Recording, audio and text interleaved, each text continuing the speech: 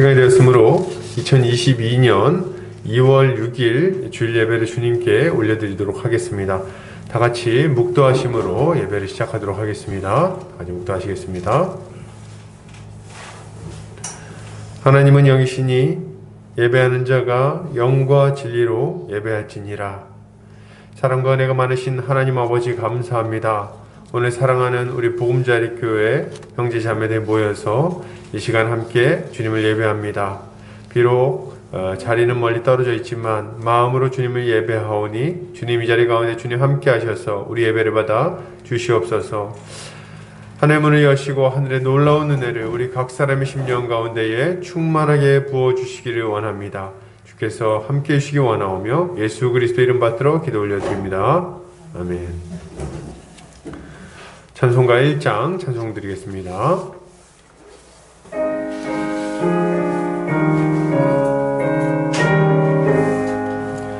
만복의 근원 하나님, 온 백성 찬송 드리고 저 천사여 찬송하세. 찬송 성부 성자 성령 아멘.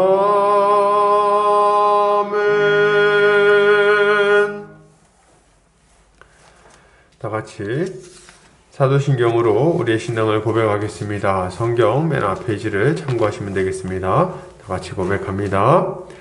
전능하사 천지를 만드신 하나님 아버지를 내가 믿사오며 그 외아들 우리 주 예수 그리스도를 믿사오니 이는 성령으로 잉태하사 동정녀 마리아에게 나시고 본디오 빌라도에게 고난을 받으사 십자가에 못 박혀 죽으시고 장사한 지 사흘 만에 죽은 자 가운데서 다시 살아나시며 하늘에 오르사 전능하신 하나님 우편에 앉아 계시다가 저리로서 산자와 죽은 자를 심판하러 오시리라. 성령을 믿사오며 거룩한 공회와 성도가 서로 교통하는 것과 죄를 사하여 주시는 것과 몸이 다시 사는 것과 영원히 사는 것을 믿사옵나이다. 아멘. 다같이 우리 주님이 가르치신 기도하겠습니다. 하늘에 계신 우리 아버지여, 이름이 거룩히 여김을 받으시오며 나라 임하옵시며 뜻이 하늘에서 이룬 것 같이 땅에서도 이루어지이다. 오늘날 우리에게 일용할 양식을 주옵시고 우리가 우리에게 죄 지은 자를 사하여 준 것 같이 우리 죄를 사하여 주옵시고 우리를 시험에 들게 하지 마옵시고 다만 악에서 구하옵소서.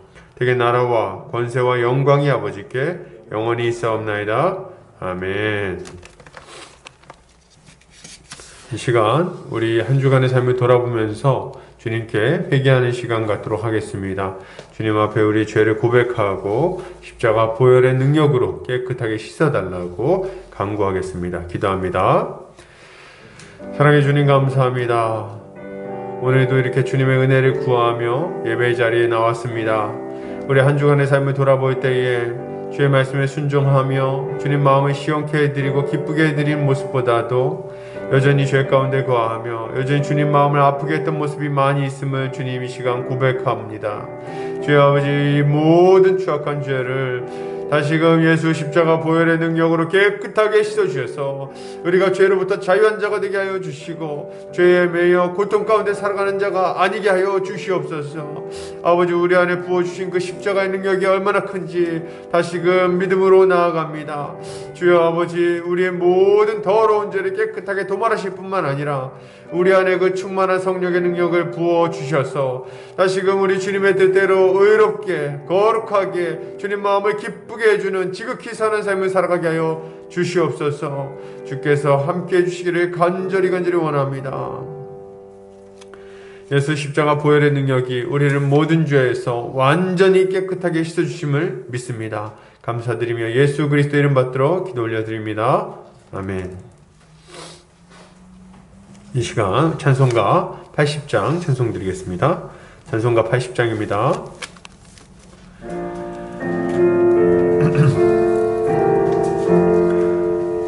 천지에 있는 이름 중 귀하고 높은 이름 주 나시기 전 지으신 구주의 이름 예수. 주 앞에 내가 엎드려 그 이름 찬송함은 내 귀에 들린 말씀 중 귀하신 이름 예수. 주 십자가에 달릴 때 명패에 쓰인 대로 저 유대인의 왕이요 곧 우리 왕이시라. 주 앞에 내가 엎드려 그 이름 찬송함은 내 귀에 들린 말씀 중 귀하신 이름 예수. 지금도 살아계셔서 언제나 하시는 일, 나 같은 죄인 부르사 참 소망 주시도다. 주 앞에 내가 엎드려 그 이름 찬송함은 내 귀에 들린 말씀 중 귀하신 이름 예수. 주 예수께서 영원히 어제나 오늘이나 그 이름으로 우리에게 참 복을 내리신다. 앞에 내가 엎드려 그 이름 찬송함은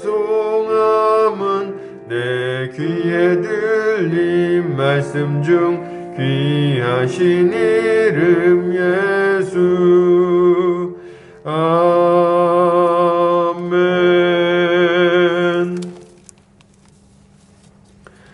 이 시간 우리를 대표해서 안정 목사님 나오셔서 기도해 주시겠습니다.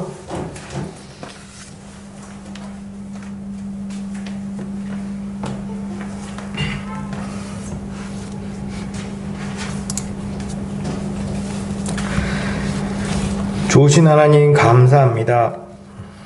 오늘도 주님의 은혜 가운데 이렇게 예배드릴 수 있도록 허락해 주시고 주님의 말씀을 듣게 하심에 감사드립니다. 지금 코로나가 아주 신속하게 퍼지고 있고 또 많은 사람들이 이 질병에 걸렸습니다. 주여 우리를 이 질병으로부터 우리의 생명을 지켜주시고 빨리 이 상황이 종결될 수 있도록 인도하여 주시옵소서. 특별히 우리 중에 몸이 편찮으신 분들이 계십니다. 주님, 그분들이 빨리 회복되기 원합니다.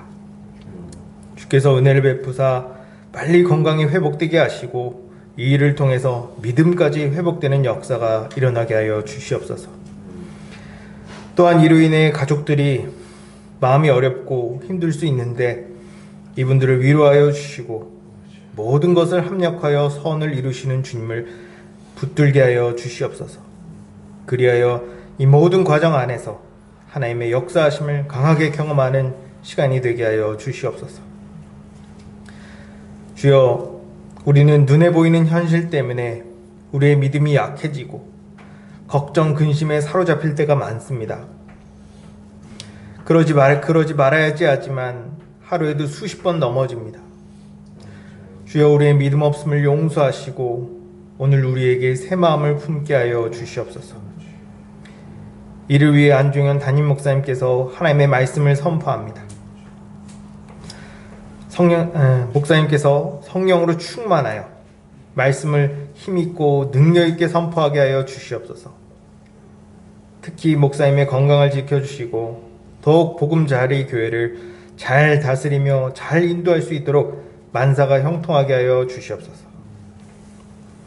우리도 이 말씀을 듣고 이제 지혜 없는 자가 아니라 지혜 있는 자처럼 세월을 아끼기 원합니다. 우리에게 말씀을 잘 이해할 수 있는 지혜를 주시고 성령으로 충만하여 더 기쁨으로 더 감사함으로 순종하게 하여 주시옵소서. 더 서로를 사랑하는 보금자리 교회가 되게 하여 주시옵소서.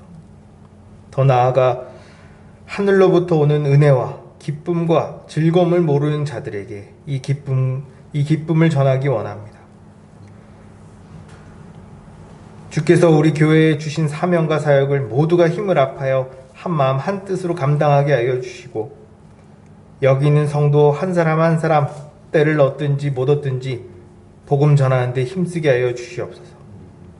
이렇게 매일매일 의미 있고 보람되며 가치 있는 인생을 살다가 주님을 맞이하기 원합니다.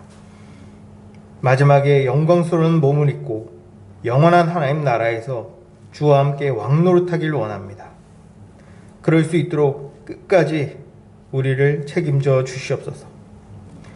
주께서 우리의 기도를 기뻐 받으실 것을 믿사오며 우리 주 예수 그리스도 이름으로 기도합니다. 아멘.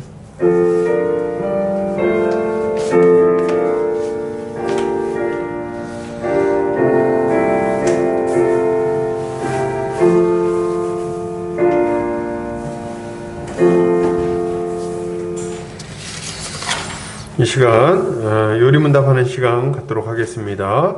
주보 오른쪽 면에 참고하시면 되겠습니다. 제가 질문하고 함께 답변하도록 하겠습니다. 제가 질문합니다. 16문, 왜 그분은 참 사람이면서 진실로 의로우셔야 합니까? 하나님의 공의가 그것을 요구합니다. 사람이 죄를 지었으니 사람이 자기 죄값을 치러야 합니다. 그러나 죄인은 다른 사람들의 죄값을 치를 수가 없습니다. 17문, 왜 그분은 참 하나님이셔야 합니까? 그래야 그의 신적인 능력으로 하나님의 진노를 몸소 감당하여 우리를 위하여 우리에게 의와 생명을 회복시켜 주실 수 있기 때문입니다. 18문, 그러면 그 중보자 곧 참 하나님이시며 참 사람이시고 진실로 의로우신 분은 누구십니까? 우리 주 예수 그리스도이십니다. 그분은 우리를 완전히 자유롭게 하고 하나님 앞에 의로워지도록 하기 위하여 오셨습니다. 19문, 우리는 그것을 어떻게 알 수 있을까요? 성경이 내게 알려줍니다. 하나님께서는 이미 에덴 동산에서 복음을 계시하였고 그 후엔 거룩한 족장들과 선지자들을 통하여 선포하셨고 율법의 의식과 희생제사를 통하여 상징적으로 보여주셨으며 마침내 그의 사랑하시는 아들을 통하여 성취하셨습니다. 아멘. 교회 소식 보겠습니다. 보금자리 교회 오신 성도님들 환영합니다. 주님 안에서 함께 자라가기를 소망합니다. 점심 식사 이후에 에베소서 GBS가 진행됩니다. 광고를 미리 드린 대로 오후 1시에 조금 일찍 진행을 하도록 하겠습니다. 은혜가 충만한 시간이 되도록 기도해 주시면 감사하겠습니다. 2월 7일에서 10일까지, 그러니까 내일부터 목요일까지 한책의 사람들에서 겨울 목회자 연합수련회가 진행됩니다. 많은 은혜가 있도록 기도해 주시기를 부탁드립니다. 말씀선교센터와 한책의 사람들, 말씀운동연합과 누룩운동, 숙명여대 식화 모임 가운데 많은 열매가 맺혀지도록 기도해 주시기를 부탁드립니다. 말씀 보겠습니다. 에베소서 5장 15절에서 21절 말씀입니다. 에베소서 5장 15절에서 21절 말씀입니다. 제가 봉독해 올리겠습니다. 그런즉 너희가 어떻게 행할지를 자세히 주의하여 지혜 없는 자 같이 하지 말고 오직 지혜 있는 자 같이 하여 세월을 아끼라. 때가 악하니라. 그러므로 어리석은 자가 되지 말고 오직 주의 뜻이 무엇인가 이해하라. 술 취하지 말라. 이는 방탕한 것이니 오직 성령으로 충만함을 받으라. 시와 찬송과 신령한 노래들로 서로 화답하며 너희의 마음으로 주께 노래하며 찬송하며 범사의 우리 주 예수 그리스도의 이름으로 항상 아버지 하나님께 감사하며 그리스도를 경외함으로 피차 복종하라. 아멘. 에베소서 5장 15절에서 21절까지 세월을 아끼는 신자의 삶이라는 제목으로 말씀 보도록 하겠습니다. 사랑하는 성도님들, 설명절 잘 보내셨습니까? 새해가 되고 벌써 한 달이 지나갔습니다. 이제 9 정도 지나갔어요. 그러니까 이제 더 이상 핑계댈 게 없어졌다는 말이죠. 새해 다시 해보겠다, 이제 이런 거 없습니다. 새해는 다 지나갔어요. 이제부터 본격적으로 시작을 해야 되는 거죠.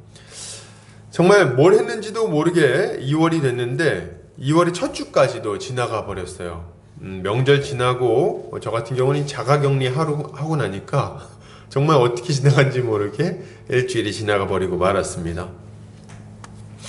2월의 나머지 날들도 이렇게 빨리 지나갈 거라고 생각하니까 정신을 바짝 차려야겠다, 이런 생각을 새삼 하게 됩니다. 여러분, 우리 인생도 마찬가지입니다. 우리 인생도 우리 생각보다 그렇게 길지 않습니다. 금방 지나가 버리게 될 거예요. 모세는 우리의 인생에 대해서 강건하면 80이라고 말하고 있어요. 그래서 우리 인생이 얼마나 빨리 가는지 쏜살보다 빨리 간다, 이렇게 이야기를 하는 것을 우리가 보게 됩니다. 요새는 100세 시대가 되었다고 말들 하지만 그렇다고 해서 달라질 것은 없을 겁니다. 우리의 인생은 우리가 생각한 것보다 훨씬 빨리 지나갈 것이고, 우리의 남겨진 나이들을 가치 있게 사용하는 것은 그 무엇보다도 중요한 일이라고 할 수 있을 겁니다. 그렇다면 신자는 이런 짧은 인생, 금방 지나가버린 인생 가운데 어떻게 살아가야 될까요? 어떻게 해야 풍성한 열매를 맺고 우리 주님의 기쁨이 될 수 있을까요? 이에 대해서 우리가 좀 고민해 볼 필요가 있는 거예요. 오늘 본문은 신자가 인생을 어떻게 살아야 할 것인지에 대해서 아주 중요한 가르침을 주는 본문입니다. 먼저 15절을 보면 이 본문은 그런즉 이라는 말로 시작되는 걸 보게 됩니다. 그런즉 이렇게 시작하고 있어요. 무슨 말입니까? 앞에서 이야기한 것들을 기초로 오늘 내용을 설명하고 있다는 것을 이제 알려주고 있는 거예요. 앞에서 여러 가지 얘기를 하고 나서 그런즉 이제 너희는 이렇게 살아야 되겠다, 이렇게 얘기를 하는 거죠. 그러면 사도 바울은 앞에서 무슨 이야기를 했습니까? 좀 넓게 보면 사도 바울은 하지 말아야 될 것과 해야 될 것에 대해서 이야기를 하고 있어요. 2장에서 사도 바울은 뭐라고 말합니까? 허물과 죄로 죽었던 이전의 삶을 살지 말라고 명합니다. 이 세상 풍조를 따라 공중권세 자 마귀를 따라 육신의 정욕을 따라 살아가는 그 허망한 삶을 살지 말라고 말하죠. 그리고 4장에 보면 이방인이 그 마음에 허망한 대로 행하는 것 같이 너희는 행하지 말라고 분명하게 얘기합니다. 그리고 또 5장 전반부에 보면 뭐라고 말합니까? 너희가 이방인의 그 더러운 것들을 따라 행하지 마라. 그들이 행하는 것은 입에 담기도 부끄러운 것들이다, 이렇게 이야기를 하는 거죠. 그래서 우리는 이 어두운 이들, 옛사람의 모습들, 이전에 그 죄악 가운데 살아가던 모습들에 따라서는 안 된다는 것을 분명히 알 수가 있어요. 이걸 하지 않아야 되겠어요, 여러분? 그럼 이제 어떻게 살아야 됩니까? 우리가 살아야 되는 것은 굉장히 분명합니다. 뭐예요? 이제 새 사람을 입었으므로 사랑받는 자녀같이 삼위 하나님의 그 행하심을 본받아 빛의 자녀들처럼 빛의 열매를 맺으며 살아가야 되는 거죠. 이게 뭡니까? 이 신자가 이 땅에서 살아가야 되는 삶의 모습인 거예요. 굉장히 단순합니다. 옛사람을 벗어버리고 새 사람을 입고 의로운 삶을 살아가는 것, 이것이 신자의 삶이라고 할 수 있는 거예요. 단순하죠? 그런데 이런 삶은, 이런 거룩한 삶, 의로운 삶, 또 새 사람의 삶은 자연스럽게 이루어지는 것은 아닙니다. 우린 필연적으로 이런 삶을 향해서 나아가게 되어 있지만, 그렇지만 이런 삶이 자동으로 사라지는 것은 아니라는 것을 여러분 기억할 필요가 있어요. 자동으로 되는 건 아닙니다. 우리가 만약 예수 믿었으니 알아서 좋은 열매가 맺혀지겠지 하고 멍 때리고 가만히 있다면 우리는 아무 열매 없이 시간을 낭비하며 허송세월하게 될지도 모르겠습니다. 오히려 악한 열매를 맺게 될지도 모르겠어요. 그래서 사도 바울은 오늘 본문을 통해서 아주 강력하게 우리에게 권면하고 있는 겁니다. 뭐라고 권면합니까? 세월을 아끼라, 이렇게 명령하고 있는 거예요. 야, 너네 허송세월하면 우리 주님이 우리에게 바라시는 명령하신 그 선한 열매를 하나도 맺지 못하고 아주 허무하게 아무것도 아닌 것처럼 그렇게 인생을 마무리하게 될 것이다. 저 악한 열매를 오히려 더 맺을지도 모르지. 그러니 너네 정신을 바싹 차리고 세월을 아껴라. 이렇게 명령하고 있는 거예요. 자, 그렇다면 세월을 아낀다는 것은 뭘까요? 그리고 세월을 아끼기 위해서 우리에게 필요한 것은 또 무엇입니까? 오늘 본문을 통해서 이에 대해서 살펴보고 우리가 이제 어떻게 살아가야 할 것인지 굳게 결단하는 그런 시간이 되기를 바랍니다. 자, 그럼 하나씩 좀 살펴볼 텐데요. 오늘 본문을 보면 사도 바울은 이렇게 얘기하죠. 그런즉 너희가 어떻게 행할지를 자세히 주의하여 지혜 없는 자같이 하지 말고 오직 지혜 있는 자같이 하여 이렇게 얘기를 하죠. 그러니까 이제 여기서 처음 얘기하는 거는 어떻게 행할지를 자세히 주의해라 이렇게 얘기를 하고 있어요. 어떻게 행동해야 될지를, 어떻게 살아야 할지를 자세히 주의해서 행해라. 그러니까 자세히 생각을 해봐야 되겠어요. 우리는 이미 이런 삶, 어떻게 살아야 될지에 대해서 판단할 수 있는 지혜를 가지고 있는 자들입니다. 그렇기 때문에 지혜 없는 자처럼 그냥 어리버리 되다가 이렇게 이상한 삶을 살 것이 아니라 우리에게 이미 주어진 그 지혜를 따라 아주 충성스럽게 살기를 힘써야 되는 거예요, 여러분. 우리에겐 이미 우리 주님 뜻대로 어떻게 살아야 할 것인지에 대한 지혜가 다 주어져 있다는 것을 여러분 기억하시기 바랍니다. 어떤 분들은 막 얘기해요. 주님 뜻대로 살라 하고요. 알겠는데요. 무슨 말인지는 알겠는데 좀 어려워요. 뭐가 주님 뜻인지 모르겠어요. 어떻게 해야 지혜로운 거죠?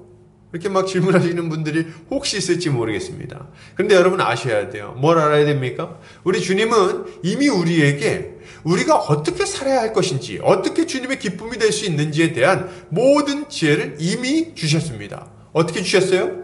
지혜이신, 하나님의 지혜이신 예수 그리스도 안에서 우리에게 필요한 모든 것을 이미 주셨다는 거예요. 이걸 믿으시기 바랍니다. 어떤 지혜가 좀 주어졌는가? 그럼 제가 좀 설명을 한번 해볼게요. 우린 예수 그리스도를 믿을 때 어떻게 됩니까? 거듭나죠. 거듭나서 영적인 생명을 얻게 됩니다. 영적인 생명을 얻는 순간 우리는 본능적으로 뭘 알게 되냐면 거룩하신 하나님이 실존하고 계시다는 것을 알게 되는 거예요. 이 거룩하신 하나님이 살아계시다는 것을 분명히 알게 될 뿐만 아니라 동시에 뭘 알게 됩니까? 거룩하신 하나님을 딱 바라보는 순간 동시에 알게 되는 게 내가 얼마나 끔찍한 죄인인지를 동시에 알게 돼요. 이 하나님 앞에서. 그리고 그걸 알게 되는 순간 절망하게 됩니다. 나는 정말 아무 소망이 없는 자구나. 나의 그 끔찍한 죄가 나를 얼마나 고통스럽고 비참하게 만들었는지에 대해서 알게 되죠. 그리고 거기서부터 벗어나고 싶지만 내 힘으로는 도무지 벗어날 수 없다는 것도 알게 되는 거예요. 그리고 어떻게 됩니까? 이 살아계신 하나님께서 이 모든 사람을 선악간에 언젠가 반드시 심판하실 것임도 분명히 알게 됩니다. 이런 지혜를 갖게 되는 거예요. 그리고 이제 즉각적으로 그 죄악되고 헛된 삶에서 벗어나기를 소망하며 예수 그리스도를 바라보게 만듭니다.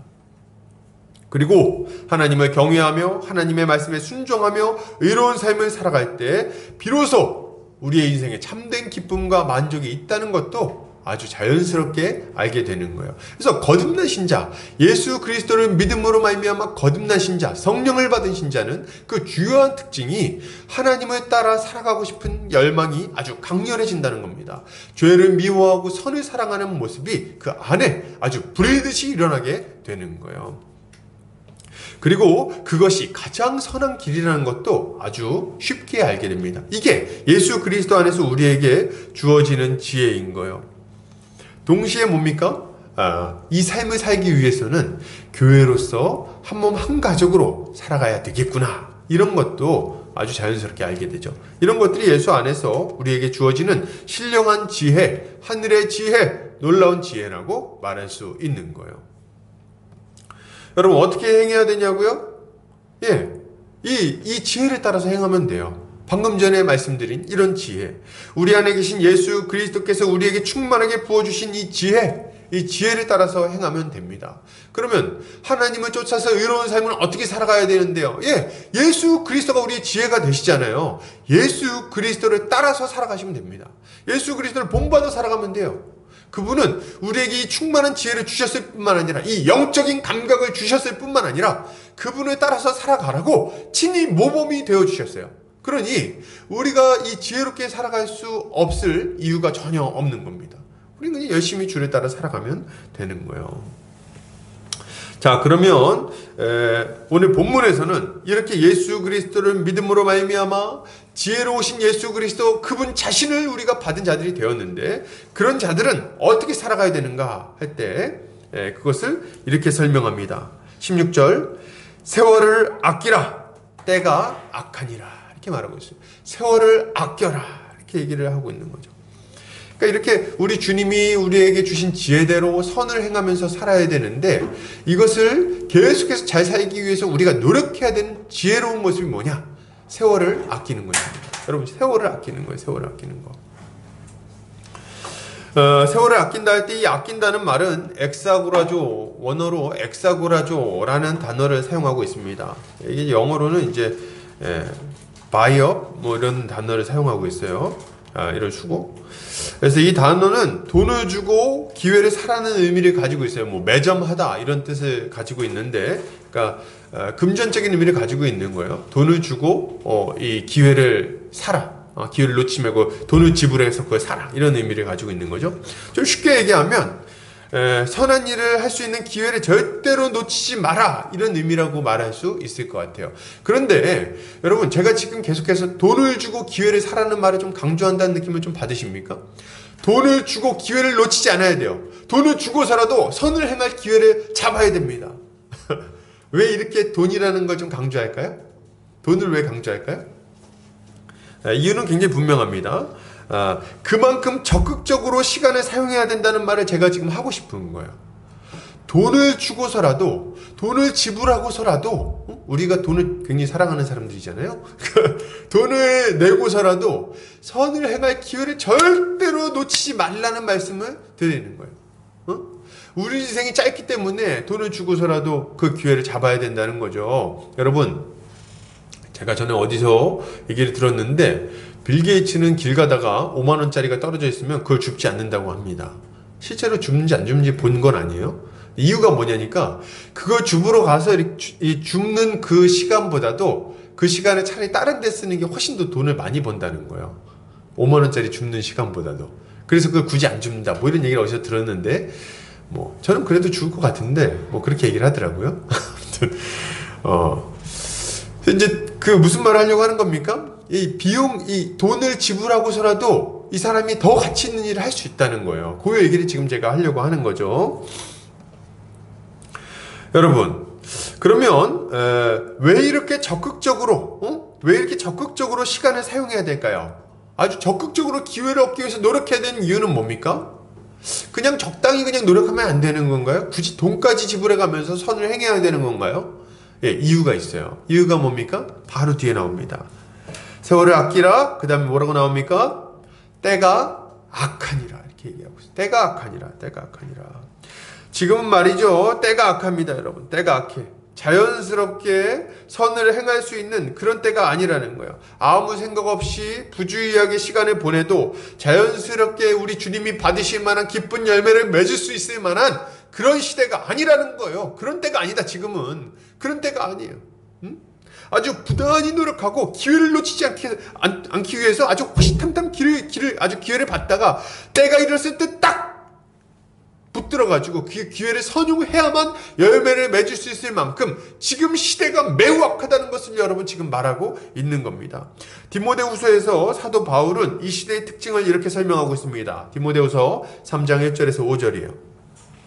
너는 이것을 알라. 말세에 고통하는 때가 이르러 사람들이 자기를 사랑하며 돈을 사랑하며 자랑하며 교만하며 비방하며 부모를 거역하며 감사하지 아니하며 거룩하지 아니하며 무정하며 원통함을 풀지 아니하며 모함하며 절제하지 못하며 사나우며 선한 것을 좋아하지 아니하며 배신하며 조급하며 자만하며 쾌락 사랑하기를 하나님 사랑하는 것보다 더하며 경건의 모양은 있으나 경건의 능력은 부인하니 이 같은 자들에게서 내가 돌아서라. 이렇게 얘기하는 것을 우리가 보게 됩니다. 전반부에 뭐라고 말합니까? 너는 이것을 알아. 말세에 고통하는 때가 이르러. 이렇게 얘기하는데 지금이 바로 말세입니다, 여러분. 우리 주님의 초림, 우리 주님이 처음 오신 때부터 우리 주님 다시 오시는 그 기간까지, 그 사이의 기간 전체를 말세라고 부르는 거예요. 예, 지금이에요, 지금, 여러분. 나중에 언젠가 올 말세가 아니고 지금이 바로 그런 시기입니다. 지금 똑같은 모습들이 나타나고 있어요. 말세에 고통하는 때는 이미 이르렀습니다. 사람들이 돈을 사랑하고 자기를 사랑하고 쾌락 사랑하기를 하나님 사랑하는 것보다 더하고, 경건의 모양은 있지만 경건의 능력은 없는 아주 무능력한 시대, 그 시대가 지금 이미 찾아와서 우리 이 시대 가운데 우리를 붙들어가고 있다는 거예요. 여러분, 사로잡아가고 있다 이거죠. 그러니 여러분, 정신을 바싹 차려야 되겠어요. 이 악한 시대에 정신 놓고 적당히 살아도 열매 맺을 수 있다고 생각한다면 여러분, 큰 착각입니다. 절대 그렇지 않아요. 어영부영 살아도 우리 주님 뜻대로 좋은 열매 맺을 수 있다고요? 전혀 그렇지 않습니다. 과일나무 하나를 키워도 부지런히 일하지 않으면 쭉정이밖에 나지 않아요. 돌배밖에 맺지를 못합니다. 부지런히 가지치기를 해주고, 거기에 거름을 주고, 거기에 필요한 농약을 쳐주고, 벌레를 잡고 부단히 노력을 해야만 좋은 열매를 맺을 수 있어요. 과일나무 하나가 열매를 맺는데도 이런 수고와 노력이 필요한데, 여러분, 우리가 좋은 열매를 맺기 위해서 얼마나 많은 노력이 필요하겠습니까? 얼마나 시기를 따라서, 때를 따라서 노력하는 것이 필요하겠냐는 거예요. 적당히 살아도 된다고요? 예수 믿었으니까 알아서 열매가 맺혀질 거라고요? 누가 그럽니까? 누가 그럽니까? 사단은 우는 사자처럼 두루다니며 삼킬 자를 찾고 있어요. 언제든지 우리를 넘어뜨리기 위해서 유혹과 시험과 핍박을 퍼부을 준비가 되어 있다는 거예요. 우리를 언제든지 넘어뜨려서 하나님의 뜻에서 멀리 떨어지도록 만들기를 원하는 것이 바로 사단입니다. 그는 지금도 호시탐탐 기회를 노리고 있는 거예요. 말씀을 듣지 못하게, 유혹에 넘어지게, 말씀에 전혀 상관없는 예전의 옛사람의 모습으로 살아가는 것을 괜찮다고 생각하도록 세상의 가르침을 우리의 귀에 들려지게 하고, 또 우리의 눈에 이 세상의 그 좋은 것들이 보여지게 하고, 우리의 마음에 온갖 종류의 욕심이 불일듯 일어나게 하고, 이것을 지금 누가 하고 있습니까? 예, 저 악한 원수 마귀가 지금도 여전히 우리 가운데 행하고 있는 일들인 거예요. 그런데 여러분, 괜찮다고요? 안 괜찮아요, 여러분. 정신을 바싹 차려야 됩니다. 세월을 아껴야 돼요. 정신을 바싹 차리고 있다가 때가 되면 적당히 해야 될 일들을, 반드시 해야 될 일들을 놓치지 말고 해야 됩니다. 기회를 사야 돼요. 제가 이렇게 얘기하면 목사님 좀 오버하신다, 이렇게 생각하시는 분들이 있을지 모르겠어요. 여러분, 근데요, 제가 이렇게 생각을 해봤어요. 정말 이렇게 성도들이 그냥 이렇게까지 열심히 해야 되나? 근데 보니까 성도들이 노력을 해야 돼요. 저도 마찬가지죠. 저도 성도니까. 여러분, 우리가 노력을 해야 됩니다. 아주 말씀에 순종해서 좋은 열매를 맺기 위해서 정신을 바싹 차리고 애를 쓰지 않으면, 그러니까 마음을 여기에 두지 않으면 절대로 열매를 못 맺어요. 이유를 말씀드릴게요. 이유가 뭐냐면 너무 바빠요. 여러분, 우리 너무 바빠요. 근데 말이죠, 어렸을 때부터 죽을 때까지 바빠요. 계속 바쁩니다, 여러분. 어떤 분들이 이렇게 얘기해요. 지금 너무 바빠요, 목사님. 바빠서 지금은 못하고 조금 이따 할게요. 근데 이유가 다 납득이 돼요. 학생들은 공부하느라 바쁩니다. 학원 다니느라 바빠요. 학교, 도서관, 학원 아주 바빠요. 아침부터 밤늦게까지 바쁩니다. 공부하느라. 또 애들하고 또 축구도 해야 되지. 왕따 안 당하려면 적당히 드라마도 봐줘야지. 바빠요. 애들이 꼭 나쁜 마음에서 바쁜 게 아니라는 걸 좀 믿습니다. 대학생 되면 어때요? 대학생 되면 바빠요. 아르바이트 해야지, 돈 벌어야지, 거기다가 학점 따야지, 과제물 해야지, 거기다가 적당히 연애도 해야지. 젊으니까 연애해야 되잖아요. 친구들이랑 여행도 좀 가야지, 맛집도 좀 몇 번 가줘야지. 바빠요! 여러분, 바빠요. 취업 준비해야지. 제가 이렇게 얘기했던 몇 가지 좀 이렇게 유흥거리를 빼놓고서라도 너무 바쁩니다. 그러면은 이제 이 직장 들어가고 나면 좀 안 바빠집니까? 직장 들어가면 또 더 바빠요. 가면 또 이제 거기 적응해야지, 업무 감당해야지, 아침부터 저녁 늦게까지 일해야지, 바이어 만나가지고 상담하고 말이죠. 여러 가지 일들을 해야죠. 그리고 물건 만들어내고 물건 파는 분 또 거기 바쁘지 말이죠. 세금 계산 소모해야 되지. 얼마나 바쁩니까? 그리고 이제 때가 되면 결혼해야 되잖아요. 연애도 해야지, 사람 만나야지, 인맥 관리해야지. 바빠요. 애 낳고 나면 결혼하고 나면 어때요? 결혼하고 나면 좀 덜 바쁩니까? 결혼하면 더 바빠요, 여러분. 결혼하면 또 이제 처음에 뭐 여러 가지 이제 가정을 세우기 위해서 노력해야 되지 않습니까? 바빠요. 애 낳고 나면 애 키워야죠. 애가 좀 크고 나면 애 학교 보내야죠. 애 학교 보내고 나면 학원 보내야죠. 정신이 없습니다. 그렇게 막 정신없이 시간을 보내고 나면 제가 딱 보니까 애들이 이제 중학생 되고 어느 정도 좀 중고등학생 되고 자기 할 거 할 때 되면 거의 40대 후반 50대가 돼요. 그때 되면 이제 뭐 합니까? 그때부터는 이제 돈 벌고 장만해야 될 게 많습니다. 집도 장만해야지, 차도 장만해야지, 냉장고 장만해야지, 에어컨 장만해야지, 살 것도 많아요. 그래서 남들이 못지않게 애들 모두 해줘야지. 그러면 그거 바빠. 그리고 이제 요새는 또 어떻습니까? 애들 뭐 나중에 뒷바라지 할 것까지 생각해서 돈은 대학 등록금까지 벌어야지.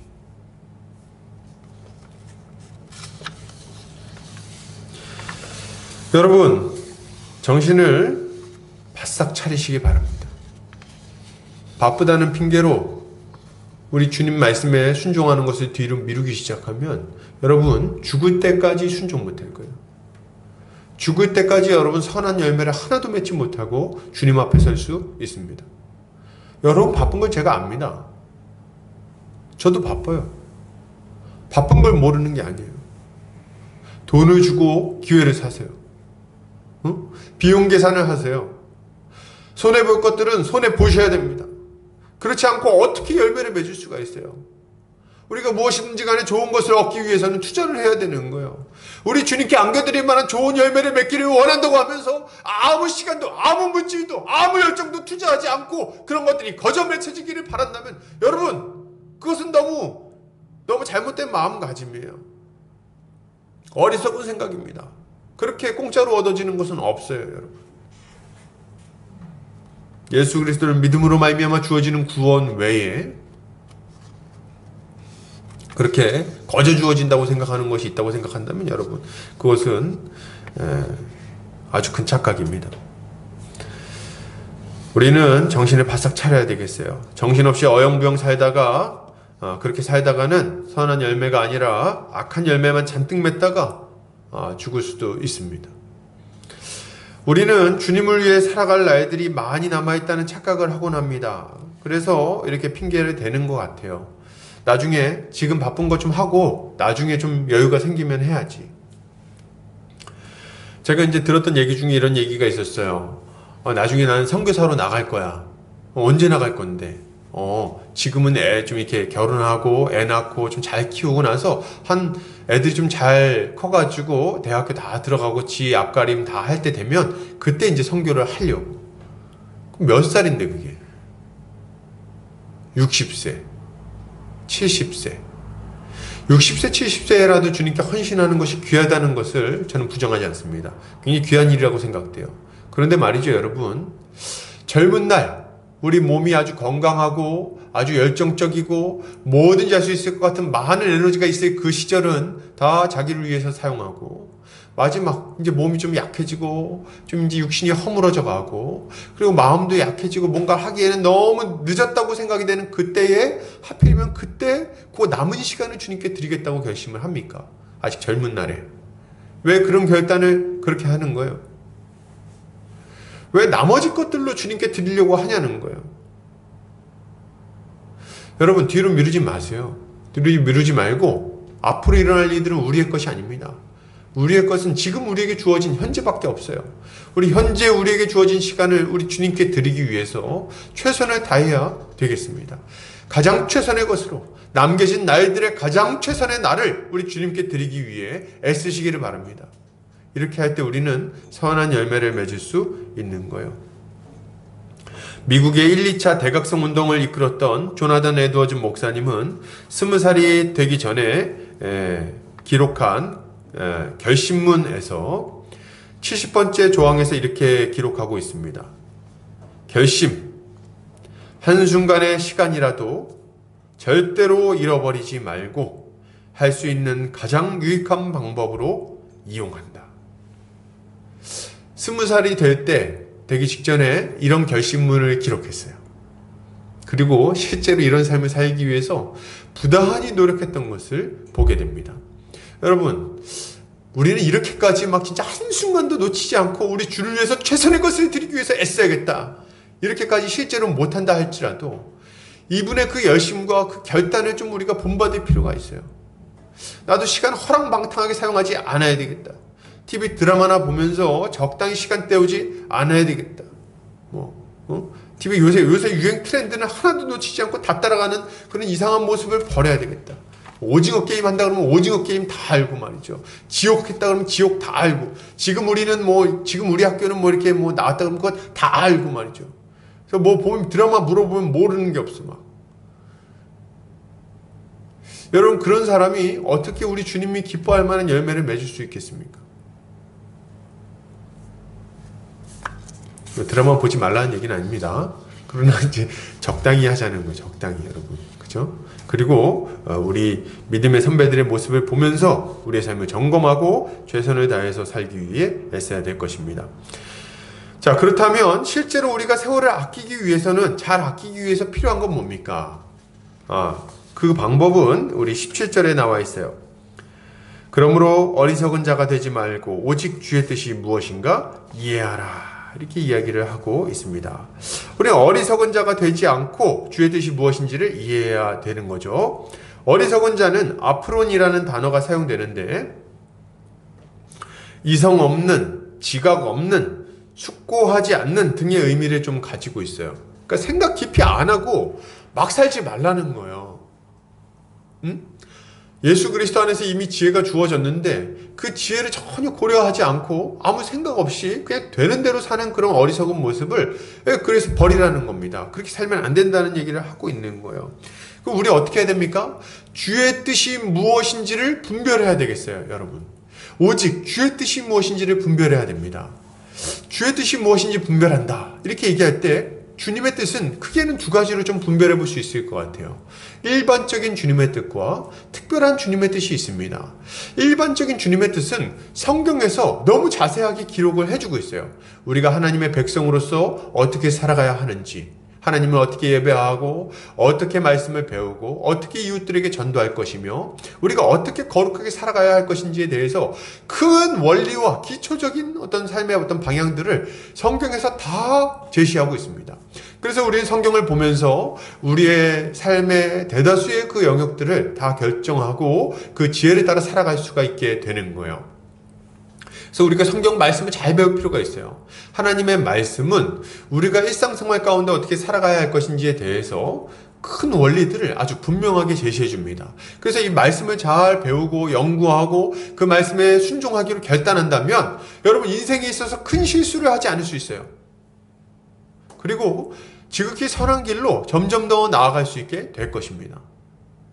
근데 말이죠, 여기서 한 가지 우리가 더 생각해 볼 지점이 있어요. 그건 뭐냐면 우리가 이제 성경을 통해서 일반적인 하나님의 뜻, 하나님의 원리 이런 것들을 잘 배울 수가 있는데 굉장히 디테일하게 배울 수 있어요.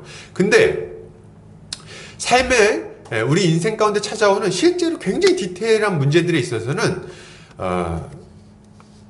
그런 것에 있어서까지 하나님의 뜻을 다 분별하기 좀 어려운 영역이 있습니다. 이거 말을 잘 해야 되는데, 예를 들면 이런 거예요. A도 좋고 B도 좋고 C도 좋아요. 다 선한 것들이에요. 이게 하나님의 뜻에서 어긋나지 않아. 그런데 그 중에서 지극히 선한 것이 무엇인가를 결정할 때는 성경에서 그렇게 자세하게 나오지 않습니다. 예를 들면 좀 디테일한 영역을 얘기하고자 하는 거예요. 저는 예를 들면 A라는 사람이랑 결혼할 것인가, B라는 사람이랑 결혼할 것인가.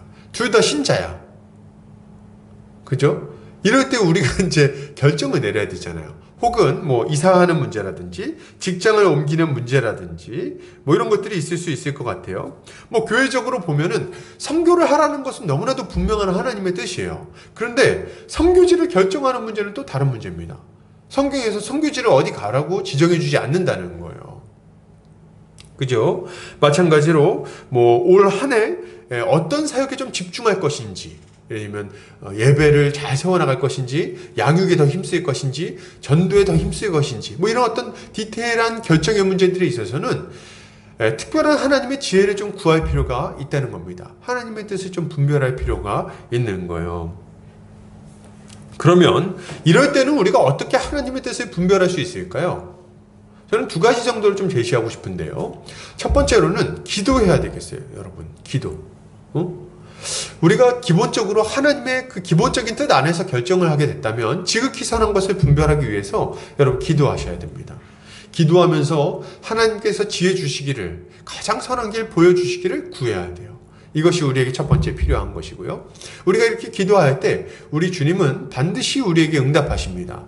우리의 기도에 귀를 기울이시고 우리의 마음 상태와 우리의 주변 상황을 잘 아시는 주님께서 가장 선한 길로 우리를 이끌어 주실 거예요. 그러므로 기도하는 게 첫 번째는 중요합니다. 두 번째로는 여러분, 성숙하고 경험 많은 믿음의 사람들과 좀 상의하면서 결정을 좀 해야 되겠습니다. 저는 이 두 번째 원리를 굉장히 좀 강조하고 싶은 마음이 있는데요. 우리가 인생에서 굉장히 디테일한 문제들이 있어요. 예를 들면 뭐 결혼의 문제, 연애하는 문제, 혹은 뭐 이사하는 문제, 이런 것들 있잖아요.